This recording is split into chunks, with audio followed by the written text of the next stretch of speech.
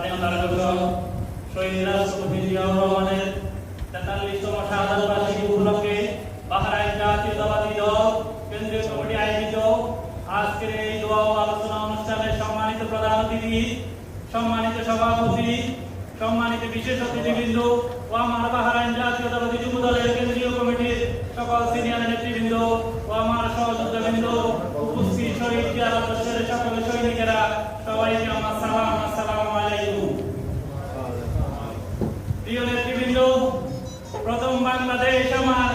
শেষ বাংলাদেশ, জীবন বাংলাদেশ আমার, মরণ বাংলাদেশ। প্রিয় নেতৃবৃন্দ, আজকে এই দিনে আমি শ্রদ্ধা করে স্মরণ করি বাংলার রাখাল রাজা, বাংলাদেশ জাতীয়তাবাদী দলের প্রতিষ্ঠাতা শহীদ প্রেসিডেন্ট জিয়াউর রহমানের প্রতি। আজকে আমি শ্রদ্ধা করে স্মরণ করি 1971 সালে 30 লক্ষ শহীদের মামুনের যে ইজ্জতহানি হয়েছে, 30 লক্ষ শহীদের রক্ত বিনিময়ে যে অর্জিত স্বাধীনতা আমরা পেয়েছি, তাদের প্রতি। প্রিয় নেতৃবৃন্দ, ফখরুদ্দিন মঈনুদ্দিনের হাতে গড়া এই স্বৈরাচারী ফ্যাসিস্ট সরকার 2009 সালে যখন ক্ষমতা গ্রহণ করে, তখন থেকে বাংলাদেশ জাতীয়তাবাদী দল তথা শহীদ রাষ্ট্রপতি জিয়াউর রহমানের নামটি তারা মুছে ফেলার জন্য ষড়যন্ত্র করে।